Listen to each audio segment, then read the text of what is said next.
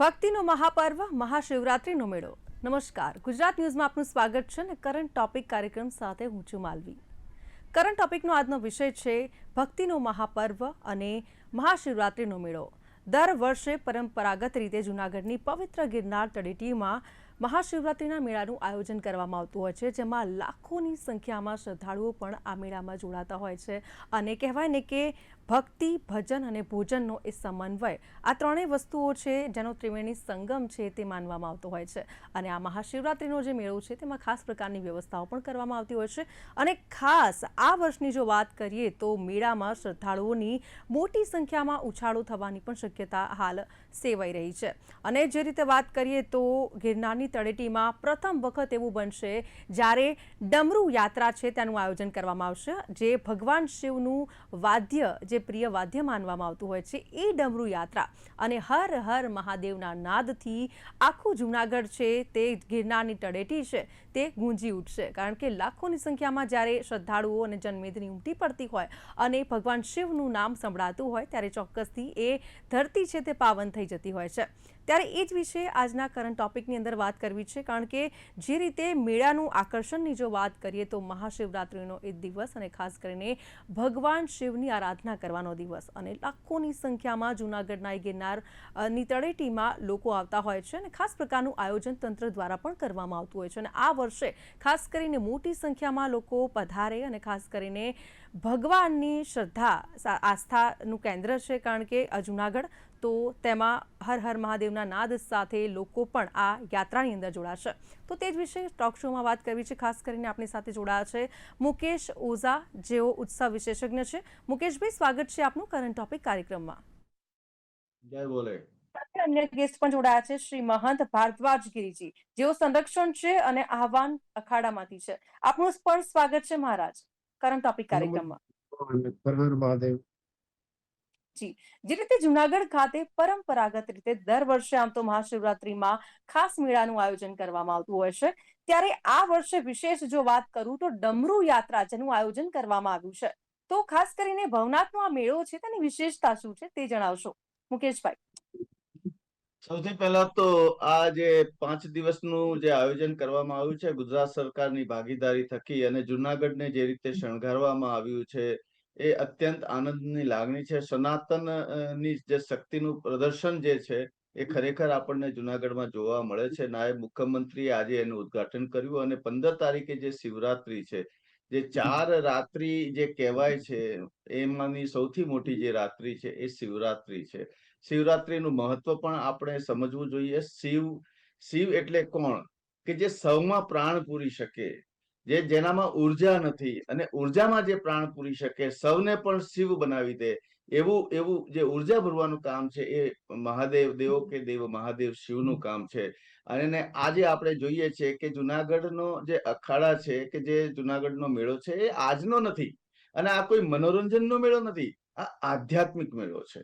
અને આવા આધ્યાત્મિક મેળાની અંદર દશનામ અખાડા હોય, અવદાન અખાડા હોય, જૂના અખાડા હોય, અગ્નિ અખાડા હોય, જે નાગા બાવાઓ જે આવે છે, જે મા કુંડની અંદર જે સ્નાન કરે છે, ક્યાંથી આવે છે, હિમાલયથી આવે છે, ક્યાં જાય છે એ કોઈને ખબર નથી.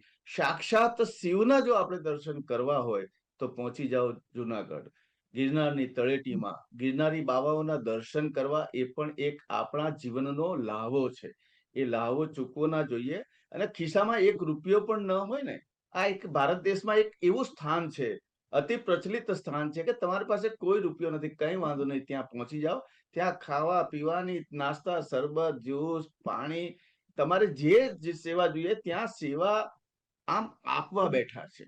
એવું વાતાવરણ, એવું ભક્તિમય વાતાવરણ, એવા વાતાવરણની અંદર જયારે જઈએ ને ત્યાંથી સકારાત્મક ઉર્જા પેદા થતી હોય છે. અને તમે વાત કરી ડમરૂ યાત્રાની. ડમરૂ શું છે? ડમરૂ એ ઓમકારનો નાદ છે. જયારે ડમરૂ વગાડે છે, મહાદેવજીએ જયારે ડમરૂ વગાડ્યું ને ત્યારે એક નવી ઉર્જા પેદા થતી હતી, ઉર્જા શક્તિનો સંચાર પેદા થતો. જયારે નકારાત્મકતા ઉપર સકારાત્મકતાનો વિજય પ્રાપ્ત કરવો હોય ત્યારે ડમરૂનો નાદ, ઓમકારનો નાદ એ વગાડે છે ત્યારે એની એક નવી ઉર્જા પ્રાપ્ત થતી હોય છે. લોકોનું મન જે છે એ શાંત થતું હોય છે, શરીરની શુદ્ધતા થતી હોય છે, આજુબાજુનું વાતાવરણ છે એ શુદ્ધ થતું હોય છે. આ મહત્વ રહેલું છે ડમરૂ યાત્રાનું. ભવનાથની તળેટી છે. આ મહાદેવ છે. દેવો કે દેવ ત્રંબકમ યજામહે સુગંધિમ પુષ્ટિવર્ધનમ ઉર્વારુકમિવ બંધનાત મૃત્યોય મુક્ષ્ય મામૃતામ. જે મૃત્યુ આપનાર છે, જે અજન્મા છે, એવા શિવ જી ના દર્શન કરવા જોઈએ. શિવરાત્રિ એટલે શિવની જાનના દર્શન કરવા જોઈએ.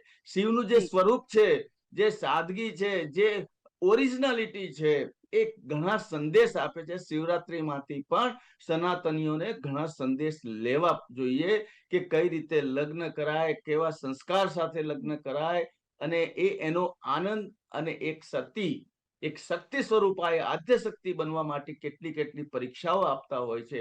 આ જી બધું જ જે જીવન છે એ આપણને હર હર મહાદેવમાંથી મળતું હોય છે.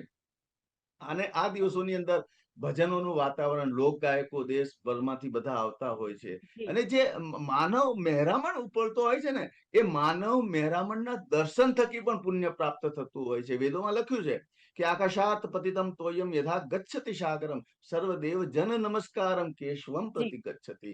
એટલે શિવ અને વિષ્ણુનું સ્વરૂપ, અને જે લક્ષ્મીનું અને પાર્વતીનું સ્વરૂપ, આદ્ય શક્તિનું સ્વરૂપ, આ બધાની જે મહિમા ગાથા છે, એના માટે જુનાગઢ પહોંચવું જોઈએ. જુનાગઢના દર્શન જી જી બિલકુલ અલૌકિક, અવિસ્મરણીય, અદ્ભુત હોય છે.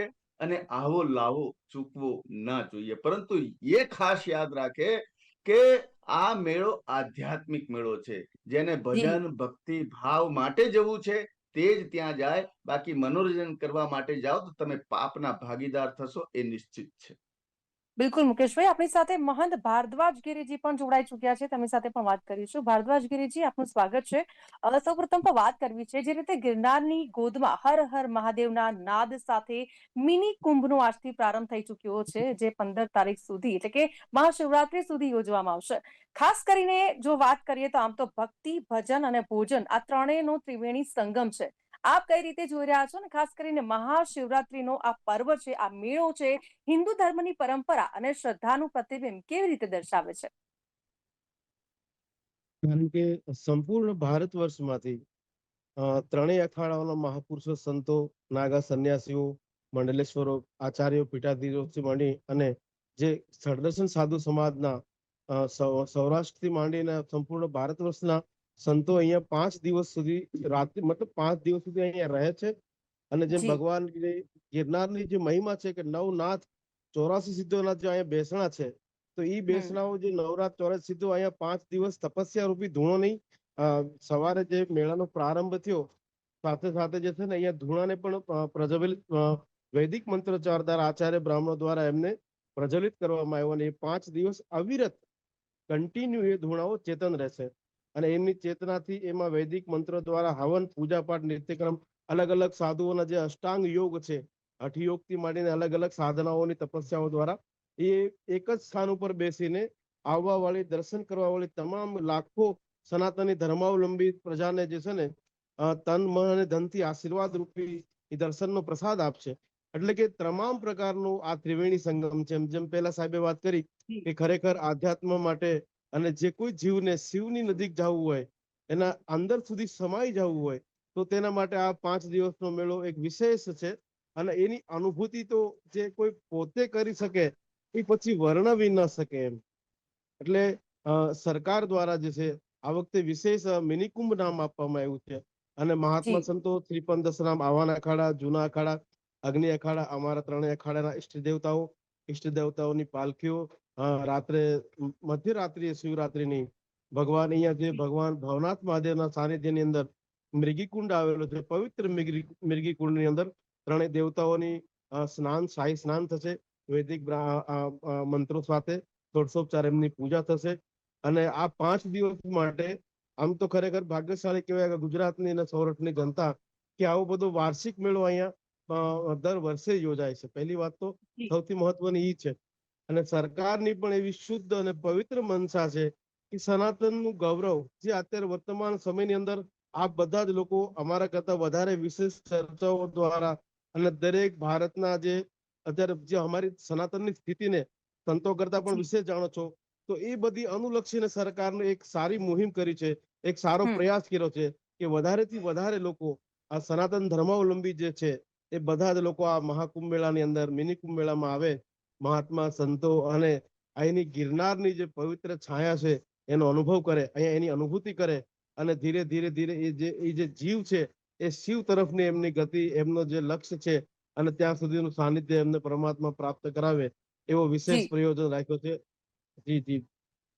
જે બિલકુલથી ભારદ્વાજ ગિરીજી ખૂબ સરસ વાત આપે કરી છે ને ખાસ કરીને કહેવાય ને કે વાતાવરણ ખૂબ જ અદ્ભુત હોય છે કારણ કે દરેક ખૂબ તરફ ખૂબ. બસ ભક્તિ જોવા મળતી હોય છે ને હર હર મહાદેવનો એ નાદ. અને આ વર્ષે તો ખાસ ડમરૂ યાત્રાનું પણ આયોજન કરવામાં આવ્યું છે જે જોવાનો લાભો ભાગ્યે જ કહેવાય ને કે જે લોકો ત્યાં ઉપસ્થિત હશે તેમને મળશે.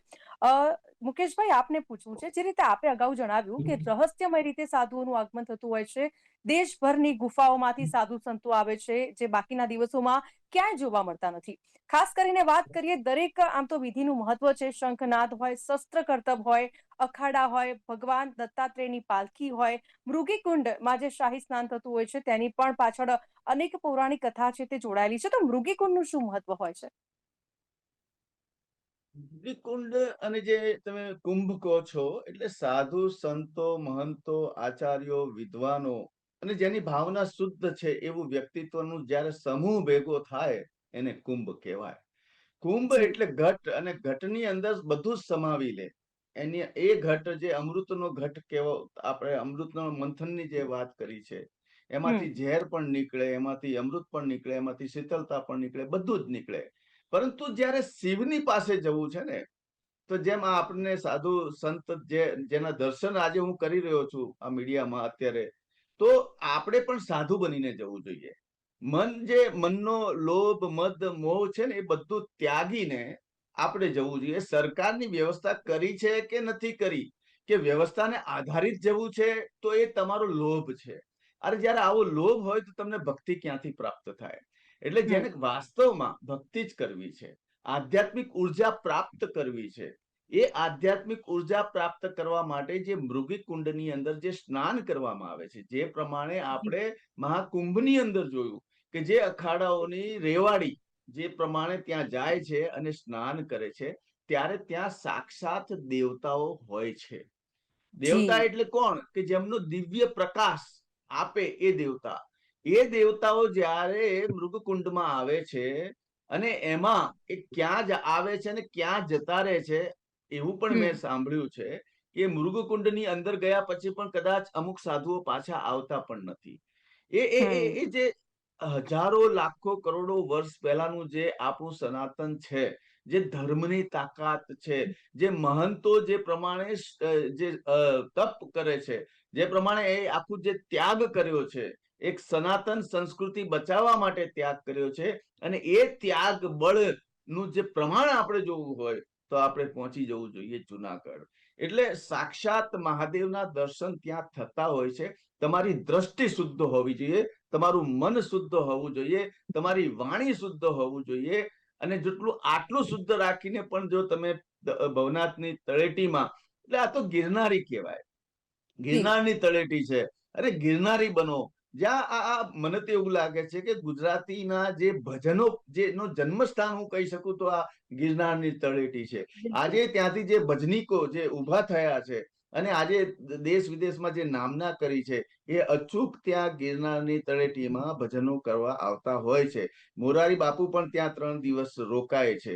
એટલે એક હમ મેળો છે, આ સંસ્કૃતિનો મેળો છે, આ અધ્યાત્મનો મેળો છે, આ ખૂબ સુંદર વિચારોનો મેળો છે. તમને વ્યવસ્થા મળે કે ન મળે એમાં કોઈને દોષારોપણ કરવાની જરૂર નથી. અને સરકારે પણ એ પણ ધ્યાન રાખવું જોઈએ કે અહીંયા વ્યાપારીકરણ ન થાય, હમ વ્યાપારીકરણ ન થાય, અને જે સાચા ભક્તો આવતા હોય છે એ સાચા ભક્તોને વ્યવસ્થા મળી રહે. 11 થી 5 દિવસ, આ 5 દિવસનું જે આયોજન કર્યું છે, આપણે અગાઉ તો શું છે કે શિવરાત્રીનો મેળો એટલે જુનાગઢ જી પહોંચી જઈએ. એટલે જુનાગઢની ધરતી છે ને એ તપોસ્થલી છે, ત્યાં તપ કરેલા છે. આ સોરઠની ધરતીની જે વાત કરીએ, યુદ્ધ વીરોની ધરતી છે, તપસ્વીઓની જી ધરતી છે, સાધુ સંતોની ધરતી છે, એક વિચારોની ધરતી છે. આવી ધરતી ઉપર જ્યારે જ્યારે આપણે પગ મૂકીએ છીએ ને, એ ધરતીને વંદન કરવું જોઈએ. અને વાત રહી શિવની, તો શિવને જાણવાનો પ્રયત્ન કરવો જોઈએ. શિવરાત્રીએ ઉપવાસ જરૂર કરવો જોઈએ.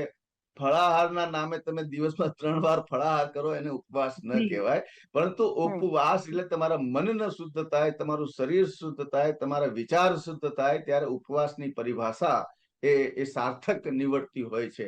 એટલે આવા તહેવારો આપણો જે ભારતીય સનાતન સંસ્કૃતિના જે તહેવારો છે ને, એ તમામ સમયને એક ધ્યાનમાં રાખીને બનાવવામાં આવેલા છે. એટલે એ તહેવારોનું પણ મહત્વ છે. ઉત્સવ, આ ઉત્સવ છે, ઉઠસવ જે સવ સમાન છે ને, એમાં જે ઉર્જા ઉપે છે, એટલે ઉઠસવ એટલે ઉત્સવ. અને આ ઉત્સવનો મહિમા આપણને આજે જુનાગઢની તળેટીમાં જોવા મળે છે. મુકેશભાઈ, જે રીતે શ્રદ્ધાળુઓ માને છે કે જે ગિરનારની તળેટી છે, ગિરનારના પથ્થરોમાં પણ ભગવાન શિવનો વાસ હોય છે અને ત્યાં કરેલી પ્રાર્થના તે ક્યારેય ખાલી જતી નથી, શ્રદ્ધાળુઓનું એવું માનવું છે. અને ખરેખર આપે જે પ્રમાણે જણાવ્યું કે આ આધ્યાત્મિકતા સાથે જોડાયેલો આ પર્વ છે મહાશિવરાત્રી, કે જેને ભક્તિ કરવી હોય અને સાચા મનથી જો ભગવાનને ભજવા હોય, ભગવાન શિવની આરાધના કરવી હોય, તો ચોક્કસથી આ સ્થળે જવું કેટલું કહેવાય ને કે આપણા સનાતન ધર્મની ઓળખ ગણવામાં આવે છે. કારણ કે મન હોય છે એ પણ તૃપ્ત થઈ જતું હોય છે, એકદમ પાવન ફીલ થતું હોય છે. ને સાથે સાથે કહેવાય ને કે જે પ્રમાણે ઉત્સવ કરવામાં આવતો હોય છે, ત્યાં પહોંચીને બસ આપણને એમ થાય કે બસ અહીંયા જ વસી જઈએ, એ પ્રમાણેનું જે વાતાવરણ જુનાગઢની ગિરનારની તળેટીમાં ઊભું થતું હોય છે, ત્યારે ચોક્કસથી શ્રદ્ધાળુઓનું આ માનવું છે. તો આ માન્યતાને લઈને શું કહેશો? શ્રદ્ધા અલગ વસ્તુ છે, વિશ્વાસ અલગ વસ્તુ છે.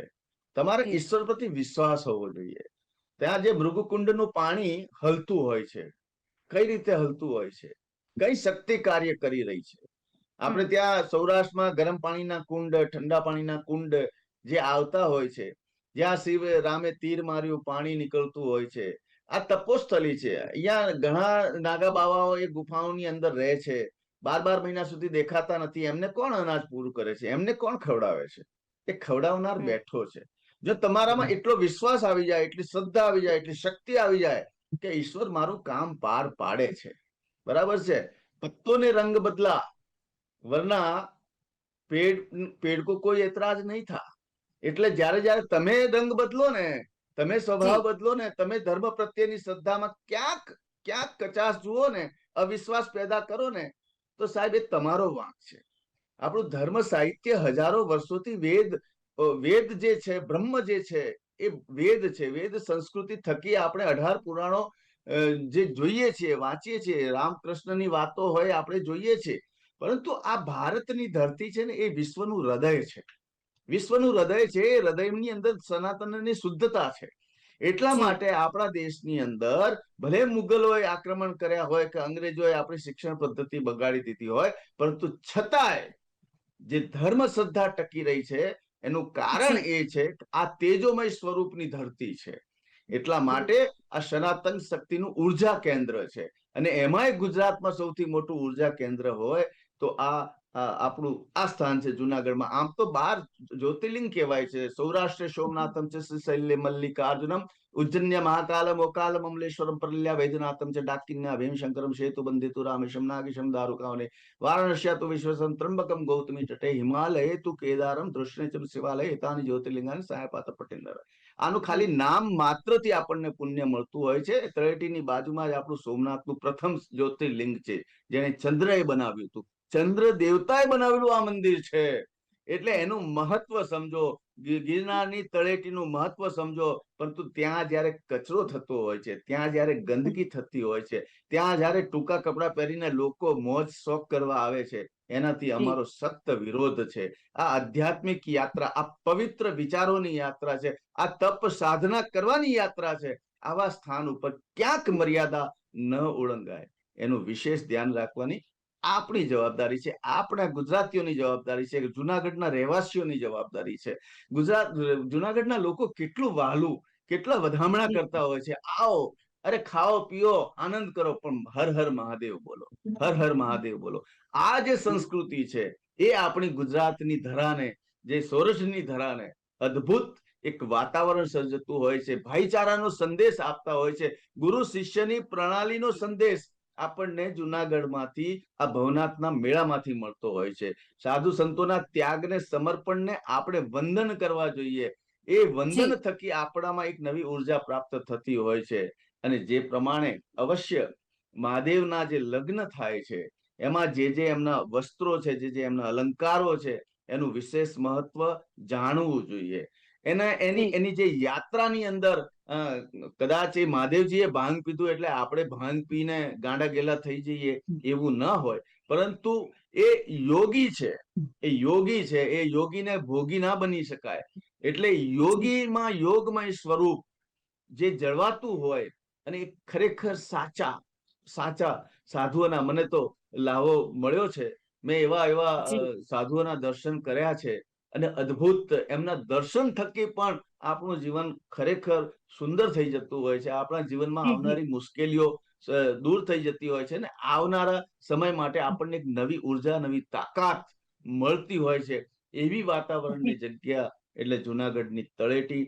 આપણે સૌએ આનો જે પ્રચાર પ્રસાર છે એ આધ્યાત્મિકના રસ્તા દ્વારા કરવો જોઈએ. આપણે કથા, ભજન અને એની થકી એનું વિવરણ થવું જોઈએ. સાધુ સંતોના મહત્વનું વિવરણ થવું જોઈએ. ઇતિહાસના જી પન્નામાં લખાયેલા જેમણે જુનાગઢની ધરતી માટે કામ કર્યું છે, વીર યોદ્ધાઓને યાદ કરવા જોઈએ, અને જી જી બિલકુલ એવી સંસ્મરણિકાઓનું ત્યાં વિમોચન થવું જોઈએ, પુસ્તકોનું વિમોચન થવું જોઈએ, ધર્મનું જી બિલકુલ વિસ્તાર કરવો જોઈએ. અને એના માટે જુનાગઢની તળેટીના સાધુ સંતો, મહંતો, આચાર્યો, ઋષિઓ, બ્રાહ્મણો અને જે પણ શુદ્ધ વિચાર ધરાવનારા છે એવા વ્યક્તિઓના યોગદાનના કારણે આપણી આ ધરા સંસ્કૃતિ ટકી રહી છે. એનું મહત્વ બિલકુલ ભૂલાય નહીં. એને આવનારી પેઢીને, જેન જી જનરેશન, કોઈ શંકામાં ના રહે કે આ હમ, જુનાગઢનો મેળો છે એ મેળો નથી. આ આધ્યાત્મિક ઉર્જા પ્રાપ્ત કરવી હોય, એક નવી દિશા જી સંચાર કરવું હોય, આવનાર જીવનને સુખમય સમર્પિત જી બનાવવું હોય, તો પહોંચી જાઓ ગિરનારની તળેટીમાં. જી ભારદ્વાજગીરીજી, અંતિમ સવાલ આપને પૂછવા માંગુ છું કે જી જે જી જી રીતે કહેવાય ને કે ભવનાથના મેળામાં આર્થિક અને સાંસ્કૃતિક દ્રષ્ટિએ ગુજરાતમાં મહત્વ રહેલો છે, ખાસ કરીને ગુજરાત માટે આ મહત્વ, અને ખરેખર કહેવાય ને કે ખૂબ જ યાદગાર ક્ષણ હોય છે, કારણ કે દર વર્ષે આ રીતે આયોજન કરવામાં આવતું હોય છે, અને ખાસ કરીને અખાડા પણ કરવામાં આવતા હોય છે. તો અખાડાનું શું મહત્વ હોય છે? અખાડાનું મહત્વ એવું હોય છે કે જી અખાડાના અંદર જે મહાત્મા સંતો હોય છે, જે સમૂહ, અખાડા કહેતા કે અનેકો સાધુ સંતોનો એક સમૂહ. હવે એ લોકો જી જે સનાતન વૈદિક પરંપરા શંકરાચાર્યજી દ્વારા જે ભૂતપૂર્વ સમયની ઇતિહાસમાં જયારે એની સ્થાપના થઈ, એની રચના થઈ, ત્યારે એમને 10 અલગ અલગ નામથી એમને બતાવવામાં આવ્યા: ગિરિપુરી, ભારતી, સરસ્વતી, વન, અરણ્ય, તીર્થ, આશ્રમ. એવી જ રીતે આ જે અખાડાના સમૂહના જે સંતો છે, એ ભારત વર્ષના અલગ અલગ મઠ, મંદિર, આશ્રમો ઇત્યાદિ બનાવી શહેરો, મહાનગરોથી માંડીને વન, વગડાઓ, જંગલ. આજના સમયમાં એ જે તે સમય પહેલા જંગલ જી તો આજે શહેર થઈ ગયું, આજે ગામ બની ગયું છે. કે નદીઓના પવિત્ર કિનારાઓ, જ્યાં ગુફાઓ, પર્વતો, આ અલગ અલગ પ્રકારની વ્યવસ્થાઓમાં જે જનમાનસની સાથે ભાગીદારીથી રહીને, કારણ કે એ વર્તમાન સમય અને પૂર્વનો સમય થોડો અલગ પડી જાય છે. જી પૂર્વમાં જયારે 50 વર્ષનું વ્યક્તિ થઈ જાય માણસ, તો પછી એને કે ને વનમાં બેસી ગયા 51, 52, 53. એમ પૂર્વનો ઇતિહાસ એવો છે, રાજા મહારાજાઓ, ક્ષત્રિયોથી માંડીને જે લોકો એક ઉંમરની સીમા આવે એટલે પછી આત્મકલ્યાણ માટે, આત્મચિંતન માટે એ લોકો પોતાની તમામ વ્યવસ્થાને છોડી અને જંગલમાં જતા રહે છે. હવે આજે જંગલ કેતા એવું કોઈ જંગલ છે નહીં. અને જો જંગલ હોય હમ, તો હવે અત્યારે તમને ગવર્મેન્ટનો લો લાગુ પડી જાય, રૂલ્સ, કે તમે એમાં ન જઈ શકો. એટલે જી જે એવી નદીઓના કિનારાઓ પાસે અને શહેરોની વચ્ચે જે લોકોની સનાતનની આસ્થા અને એના જી આધ્યાત્મનો જે ભાવ જોડાયેલો છે, ત્યાં મઠ, મંદિર ઇત્યાદિનું નિર્માણ કરવામાં આવે છે. અને જે પ્રાચીન દેવસ્થાનો, તીર્થસ્થાનો છે, ઐતિહાસિક છે, જી ત્યાં અમારે મહાત્મા સંતોને રહી પૂજા પાઠ કરી અને સનાતન ધર્મનો પ્રચાર પ્રસાર કરવાનો હોય છે. અને જે અખાડાના સમૂહથી અમે દરેક લોકો, દરેક ભારત વર્ષની અંદર તમામ ભાષાકીય બોલતા સંતો એક જી સૂત્ર ઉપર જયારે બંધાઈ જાય કે ત્યારે અમે કોઈ અખાડાથી જોડાય છે. એટલે અખાડા એવો વિચિત્ર બિલકુલ સમૂહ છે કે તમામ સંપૂર્ણ ભારત વર્ષથી, દેશ વિદેશથી પણ લોકો સનાતનથી જી પ્રભાવિત થઈને અખાડાના મહાત્મા બને છે, અખાડાના સાધુ હમ બને છે. જયારે એને વિધિવત દર 3-3 વર્ષે જ્યાં જ્યાં મહાકુંભ મેળા થાય છે, ત્યાં એનો સંસ્કાર થાય છે. એને વિધિવત જે જી છે ને વિદ્યા હવન, હોમ સંસ્કારથી એને આ વર્તમાન જીવનના કર્મમાંથી જી મુક્ત જી કરીને ગુરુ આજ્ઞામાં રહીને અખાડાની જે પરંપરા છે, ઈષ્ટ દેવતાની જે પરંપરા છે, એનું હમ વિધિવત પાલન કરીને સનાતન ધર્મનો પ્રચાર પ્રસાર થાય, એના માટે તમામ શિક્ષા દીક્ષા એની યોગ્યતા અને એની જી જી વ્યવસ્થા બિલકુલ પ્રમાણે આપવામાં આવે છે. બિલકુલથી અહીં આપણે એટલે કે ચર્ચાની સમાપ્તિ સમાજની કરીએ વચ્ચે છીએ. રહીને જી સતત ધર્મને, જી લોકોને, રાષ્ટ્રને, પોતાની નિત્ય કર્મને, નૈતિક કર્મને અને પોતાના જી સ્વધર્મને ટકાવી રાખવા માટે, ચલાવી રાખવા માટે આવનારી પેઢીને વચ્ચે મહાત્મા સંતોની ઉપસ્થિતિ માત્ર હોવાથી તમે જુઓ આજે 5 જણા બેઠા હોય પણ એક સાધુ જ આટલા બધા જય ગિરનારી, સીતારામ, નમો નારાયણ, મતલબ કે એ દર્શન એવી વસ્તુ છે. અને ઘણા બધા લોકો બિલકુલ. એવું કે છે કે શું આપે છે એમ. તો હમ આપવાની વાત જો એવી કરીએ તો ઇતિહાસ જે છે ને અખાડાઓનો છે. વ્યવસ્થાઓ તો ચલો નવી નવી બદલાતી રહી છે, પણ ભગવાન જી બિલકુલ. શંકરાચાર્યજી જયારે પુનઃ સ્થાપના કરી સનાતનની અને પછી જે વ્યવસ્થાઓની વચ્ચે, કારણ કે પૂર્વની અંદર આપણી પાસે અહીંયા સમયનો અભાવ કાપાલિકો, છે. બૌદ્ધો અને અનેક ધર્મના લોકો હતા, પણ બધાને પરાસ્ત કરીને શંકરાચાર્યજીએ પુનઃ સનાતન ધર્મની સ્થાપના કરી. બિલકુલ. પોતાના મત પ્રમાણે, વ્યવસ્થા પ્રમાણે અખાડાનું નિર્માણ જી કર્યું. જી. સમાજની સતત રહીને ચોક્કસથી અહીંયા સનાતન ચર્ચા ધર્મના સમાપ્તિ કરીએ છીએ. જી આભાર મુકેશભાઈ અને મહંત ભારદ્વાજ ગિરીજી, આપ બંનેનો ખૂબ ખૂબ આભાર. આપ ચર્ચા કરવા માટે જોડાયા. Thank you very much. તો જૂનાગઢની પવિત્ર ધરતી એટલે કે ગિરનારની તળેટીમાં મહાશિવરાત્રિના મેળાનું આયોજન કરવામાં આવતું હોય છે, જે લાખોની સંખ્યામાં જે શ્રદ્ધાળુઓ છે તે પણ ઉમટી પડતા હોય છે ને. ખાસ કરીને કહેવાય ને કે ભક્તિ, ભજન અને ભોજન એ ત્રિવેણી સંગમ પણ આ ધરતી ઉપર જોવા મળતો હોય છે, અને જેનો લાભો લેવા માટે લોકો દેશ અને વિદેશથી પણ આવતા હોય છે ને. ખાસ કરીને કહેવાય ને કે એક ભક્તિમય વાતાવરણ બનતું હોય છે, જેનો લાભો જે લે છે ખરેખર એ પાવન થઈ જાય છે. ખાસ કરીને આધ્યાત્મિકતા સાથે જો એ વ્યક્તિ ત્યાં જાય છે તો ચોક્કસથી એમનું જીવન છે તે ધન્ય થઈ જતું હોય છે. તો હાલ કરંટ ટોપિકમાં બસ આટલું જ. ફરીથી મળીશું નવા વિષય સાથે. હાલ મને આપશો રજા. નમસ્કાર.